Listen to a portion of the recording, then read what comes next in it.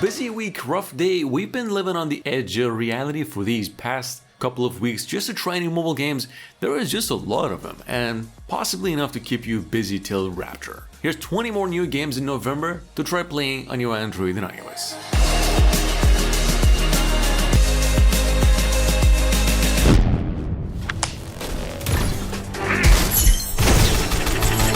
So first of all, the official PlayStation went on and came up with the Ratchet & Clank mobile game out of nowhere, basically, going by the name Ranger Rumble, which is technically PlayStation asking what if Ratchet & Clank ditched story and platforming and just shot each other for mobile clout. Like, you're not even playing as a duo most of the time here, you're some new alien with new abilities. I feel like they were pitched during lunch, but the gadgets are still goofy, the arenas are chaotic, and it thankfully isn't another battle royale pretending to be revolutionary. And as a bite-sized arena shooter, it's actually a surprisingly Ratchet & Clank-ish good game to try. Check it out, it's only 400 megabytes in size.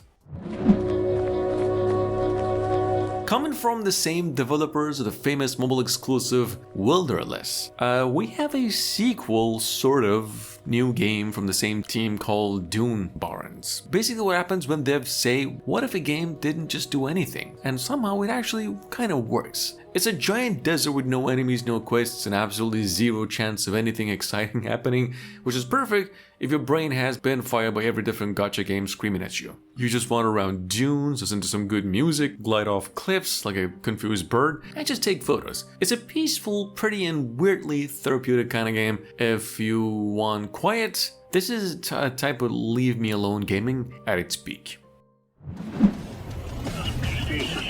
And work to be done. Deep Rock Galactic Survivor's finally out on mobile, and it's actually free. To some extent, though we've already mentioned this game, it's a long time coming. Instead of the usual co-op, this is actually a solo roguelike, where you're stepping as one of a bunch of space dwarves digging and obliterating their way into the planet's core. Your weapons fire automatically like the vampire survivors, and as you focus on your surviving, mining, and upgrading a ton as you go. Not entirely a ARPG here, but rather a arcade roguelike game. It's right up there with Diablo, and the whole thing's even less than a gigabyte in size.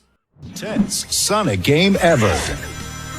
Sonic Rumble's finally out worldwide, and it's just simply Sonic meets Stumble Guys with extra steps. 32-player racing, bumping and falling all over the place. It's just a messy game in a good way. Rovio is behind this one this time, which honestly makes sense. They know mobile action better than most. You can play as classic Sonic characters, sprint through wild obstacle courses, and just try to rage when you get knocked off near the finish line. It's a pretty colorful game, fast, built for short round. This is like right now Sega's best mobile move in years. And it's even playable with the controller, why not?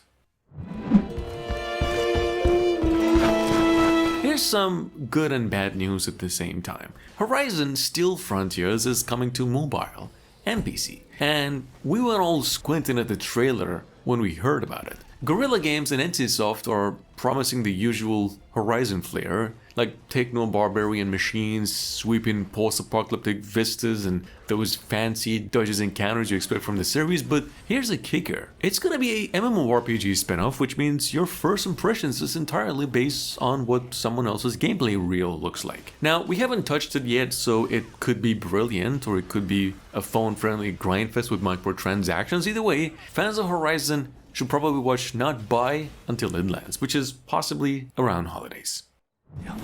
다시 전쟁을 시작한다. Well, with that being said, while we're still hot at it, you'd be surprised that Solo Leveling Karma is also coming to Android and iOS, and that's about all we know for sure. If you need to know, this is actually set after the anime before Solo Leveling Ragnarok, and the gameplay is just basically a roguelite action RPG in the same anime series universe. An original storyline, of course, set in a dimensional gap where the protagonist Jinwoo endures an over 25-year-old war amongst monarchs. Solo Leveling Karma is coming to iOS and Android and PC, so just keep it in mind for now. Going down to number 7, we have Battle Night Funkin music mod, which is basically Friday Night Funkin's drag back on your phone with a fresh coat of paint. For those of you who don't know, this little gem here started as a tiny Newgrounds jam project, then blew up into an internet rhythm cult, and now mobile keeps milking it with every mod imaginable. This new one actually matters though, a fully Unity build pack featuring All-Stars, Witty, Skies, Sonic Rewind Round 2 and more. It's basically a greatest hits of cursed bangers just squeezed into one mod. If you played this game before, you already know the drill. Tap, survive, miss a couple notes and watch boyfriend die inside. This one's probably for fans who never quit. We've definitely mentioned this thing before, but if you missed it, it's finally available for free because Toem is a PC game ported to mobile and it just perfectly fits. It's one of those little calm, clever games that doesn't try to impress you with like noise and action, just quiet charm. You walk around a cozy hand-drawn world, taking photos, solving small puzzles, and helping weird little locals in the most wholesome way possible. Everything's just black and white, but somehow feels full of life, and the soundtrack really hits like that perfect, I need a break from everything type of vibe. No timers, no stress, just pure chill. It's a reminder that sometimes the best games don't need any type of extra action, just a good eye and a little curiosity. Coming in at number 9, it is Plants on Fire. Basically what happens when tower defense, auto chess and car games get shoved into one application because developers really had a hard time picking one. You build a deck of weird little plants, toss them into these 3-minute PvP matches and pray your merge don't betray you like every RNG mobile game system ever. The plants all have flashy personalities, but let's be real, you'll only love the ones who carry you up to the ladder. It's quick, chaotic and surprisingly sweaty for something that looks like a mobile cartoon. New modes drop every season, so the meta never stops shifting, for better or worse. This is an online game, by the way. Dragon Traveler is one of those games that just pretends to be a epic fantasy, but it's just a waifu collection comedy wearing RPG glasses. You play as this dragon who's somehow a magnet for every anime archetype known to men. Icy Queen, Forest Fairy, whatever, and gameplay is basically an idle RPG with 3-minute fights, auto battling, and even freebies to make you wonder if developers are desperate or generous. And the writing kind of leans anime. It's got an affection system, it's pretty shameless, and the whole thing just feels like an anime parody that knows exactly what it is doing. So fun game, it's still in pre-registrations though, but it's coming out rather soon. Moving down to number 11, we have a VR game, which is going by the name Laser Matrix. Basically, if someone turned your living room into a death trap, in a fun way though. It's a mixed reality action puzzle game where you're dodging lasers, stepping on buttons and trying not to trip over your actual furniture while pretending you're in Mission Impossible, and every level adds new annoyances, moving beams, timers, patterns, clearly designed by someone who hates sitting. Anyway, so you're thinking and sweating all the time. It's got survival mode, it's got trial mode, difficulty options so you can pretend you're improving. It's a pretty smart game, physical and unintentionally just a cardio workout, if you'd ever wanted one.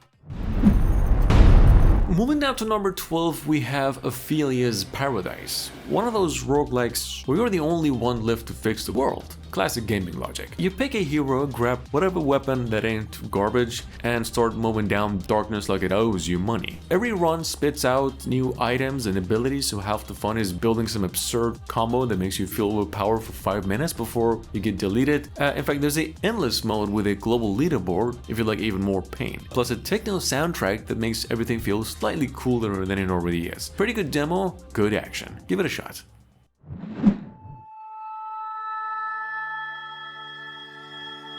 If Insight and a VHS player had a baby, that's pretty strange, but if, it'd look like something like Time Lie here. It's a stealth puzzle adventure game where you literally control it like it's a media player. You pause, rewind, or fast forward to solve puzzles, and it's finally out. You're trapped in a sterile, robot-infested lab where every mistake could be just scrubbed out with a quick rewind. Think stealth puzzles mixed with time control syncing your moves perfectly with your cat to just slip past stages. It's minimalist, eerie, and quietly emotional. No dialogue, just tension and rhythm. Time Lie doesn't shout brilliance, it rewinds it until it feels inevitable.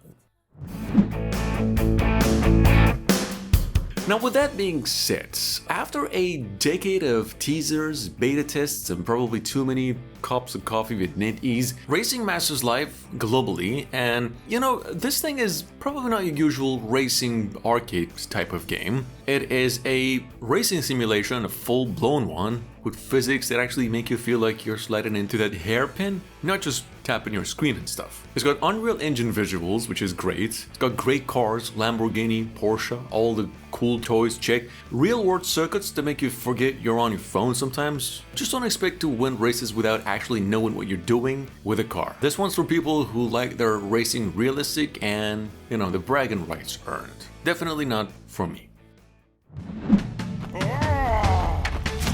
So with that being said, Tower King at number 15 is just classic tower defense comfort food. The kind where the king doesn't rule anything, he just sprints around blasting undead because budget cuts kill the actual army. You drop fire, ice, magic towers, the usual elemental buffet, then pray your placement doesn't create a zombie express lane. On the other hand, enemies scale like they're training for a marathon, but so do your towers, so it kind of evens out, kind of. You also get heroes with unique abilities, which is code for please carry my awful early game choices. It's offline, simple, and surprisingly addictive. Pretty good if you want nostalgia without the 2000 Flash player crash drama. But what did you know? Hell Climb Racing is back with the third game, and it's basically that one friend who never grew up but somehow became a millionaire type of fella. It's still a physics-based, bouncing, flipping, and chaos racing and rolling your way through impossible different tracks, but now it's online. You can embarrass real people instead of just yourself. The gadgets are ridiculous, the cars defy science at times, and the physics are just so unhinged, you'll swear gravity is a joke to these developers. It's pretty dumb, fun, in the best way, that perfect mix of skill and pure stupidity that keeps you saying, just one more run. Anyway, give it a shot, it's in a demo form.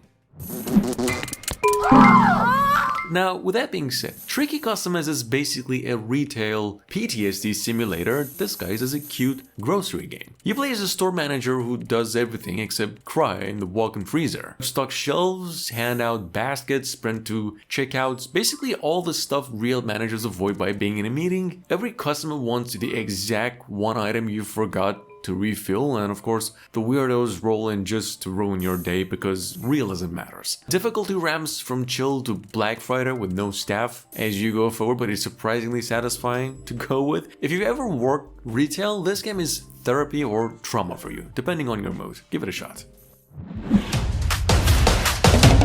Oh, Temple Run 3 quietly launched in a few regions, like I didn't want anyone to notice, apparently. And this is a full revamp with just better visuals, new heroes, each with their own abilities of course, pets that boost your runs, and even perks that stack. The iconic Doom Lagoon returns, wetter and deadlier than ever. It's nostalgic chaos mixed with mobile era polish, considering how often they're updating it, and global launch feels close. It's out through a soft launch on Android and iOS. Give it a shot yourself, you'll be surprised.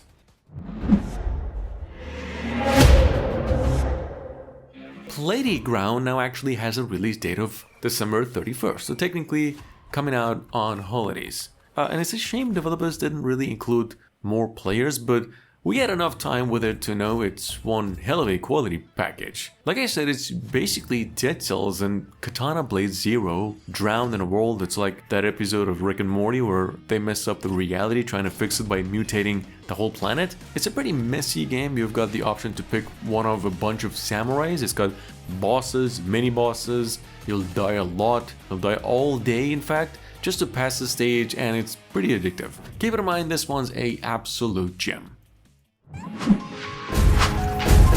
And last but not least, we've got a game over here called Shiba Wars. Shiba the dog. But overall, it's actually a tower defense infected with anime and waifu. It's classic tower defense at its core though, like lanes, waves, choke points, but wrapped in enough shiny waifu energy to power a small city. You're gonna be grinding levels, limit break characters, and upgrade. The stages are handcrafted, which is rare these days, and there's enough variety to keep you awake without turning your brain into soup. If you like tower defense, anime, or just collecting powerful digital women, this one hits all the checkboxes. Thanks for watching, I'll see you again tomorrow.